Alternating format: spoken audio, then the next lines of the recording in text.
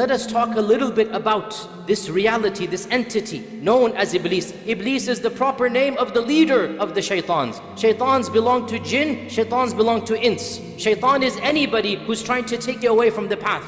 There is one Iblis, there are many shaitans. What is the wisdom in the creation of Iblis? And Ibn al-Qayyim, for example, in his famous book, Ighathat al-Lahafan, he actually has 25 pages dedicated to the question of why would Allah create Iblis. But I'll summarize some of these points. Ibn al-Qayyim says that Allah subhanahu wa ta'ala desires the purity of His followers. Allah desires the iman and taqwa, the isti'adah, the tawakkul, the inaba. Allah desires the piety of the righteous. And that piety shall only be manifested by fighting against Iblis. And so, when Allah subhanahu wa ta'ala has allowed this evil entity to exist, it is not because He likes the evil, it is because He loves the piety that comes in combating the evil, the righteousness that comes in overcoming that evil. Also of the wisdoms is that Allah Azza wa Jal personified evil. Can you imagine if evil were some type of cosmic force? If evil were not an actual created entity, what would we do then? But we have evil personified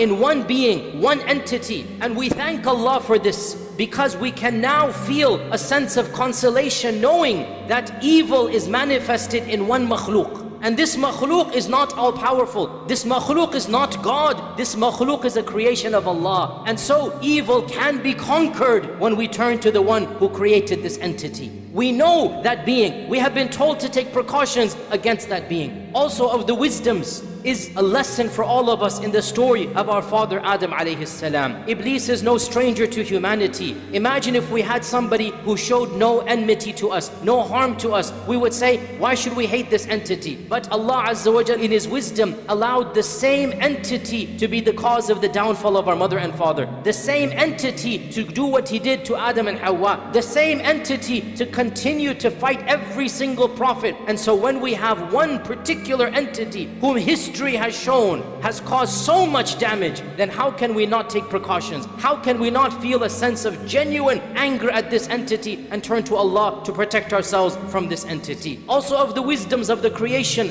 of this evil known as Iblis is that we see the diversity of the power of Allah Azza wa Jal. He creates the best of the best, and He creates other than this. He creates Jibreel and Mikael, and He creates Iblis and the jinn. He creates the prophets, and He creates Fir'aun and Abu Lahab and all the rest of them. So Allah Azza wa Jal's qudra is manifested. Allah's power is manifested. And in this we are in awe at the magnificence of the Creator. Of the wisdoms of the creation of this entity is that we can truly appreciate good only by contrasting it with evil. We can appreciate beauty when we see what exactly is ugly. We can appreciate the brightness of the day only after the darkness of the night. So by having these contrasts and by knowing how evil an entity can be, because in the end of the day, the evil of Iblis is completely irrational. He gains nothing by misguiding us. He's going to Jahannam anyway. What an irrational evil is this? And we have done nothing to him such that he's an enemy to us. But when that evil is there, so then we are able to understand that there is a particular being, a makhluk of Allah, who harbors so much evil that we have to take our precautions. We have to be careful, and this helps us be more righteous. Of the wisdoms as well, and this is a very profound point, brothers and sisters, pay attention to this. Of the wisdoms is that it is actually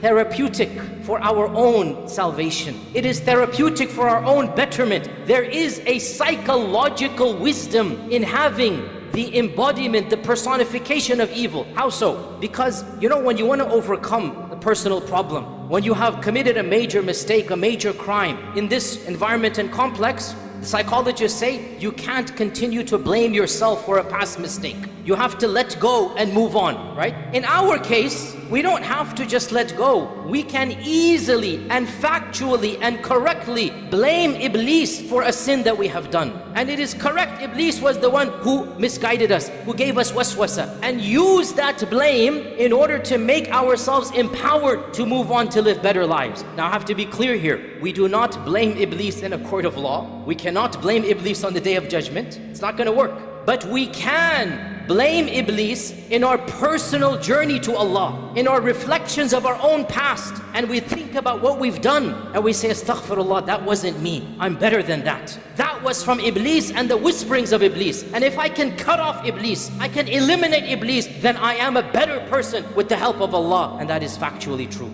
When we have an entity that we can legitimately blame for our own shortcomings of the past, again, this is not a justification of the current, it is not an excuse of the future. But in this dunya, in our journey to Allah, we are not only allowed to, the Quran and Sunnah shows us, we blame Iblis, listen to me carefully, for a past mistake or sin in order to rectify ourselves, in order to overcome and be better people. When Yusuf and his brothers had a fight, and his brothers did what they did, Yusuf being the wise prophet, how did he recover? How did he bring about unity? He said, Shaitan caused you all to do this. It wasn't from you. مِن بَعْدِ أَن نَزَغَ الشَّيْطَانُ بَيْنِي وَبَيْنَ إِخْوَتِي. Now question, who threw Yusuf in the well? The brothers or Shaitan? Well, it was the brothers, but who whispered it to them? Who زَيَّنَ لَهُمُ الشَّيْطَانِ? Who beautified it? Clearly it was Shaitan. Now that Yusuf wants to mend the hearts, now that we need to move forward, we can bring in this third party called Iblis. We can say, that's not you, you're better than that. That was Iblis. You're factually correct when you blame Iblis. This is passing the responsibility of a past sin. You still have to make them in the eyes of Allah in order that you rectify yourself. And what a beautiful, amazing psychological blessing. You are better than this, brothers and sisters. Wallahi, you're better than this. Something happened in the past that is shameful. You committed a sin that really causes you pain. Well, it's good it causes you pain. It's good it causes you shame. But guess what? You need to stop just blaming yourself and realize, yes, Iblis was involved. And you can be better. And your addiction, that's coming from Iblis. That evil that you did, that harsh statement that you said, the physical pain that you caused, the stealing that you did, the sharab, the khamar, everything that you did, it was Iblis's fault. Now be better. Cut him out of your life. Stand up and be a worshipper of Allah. Turn to Allah subhanahu wa ta'ala and blame that evil. A'udhu billahi minash shaitanir rajim. Blame him because you are a better person. This is a beautiful wisdom in the creation and in the manifestation of this entity. Because لَقَدْ خَلَقْنَا الْإِنسَانَ فِي أَحْسَنِ تَقْوِيمٍ. Allah created us good. Allah created us high up. And then shaitan waswas and shaitan misguides. So we get rid of shaitan and we come back to the ahsani taqweem. So my advice to myself and all of you, rise up to the potential that Allah wanted for you and Allah created you for. Cut off from shaitan. Turn to Allah. Give up the lifestyle that is an evil lifestyle. And insha'Allah ta'ala, in defeating shaitan and in overcoming shaitan, that is how we will return to the abode where we were before shaitan caused our mother and father to be expelled from it.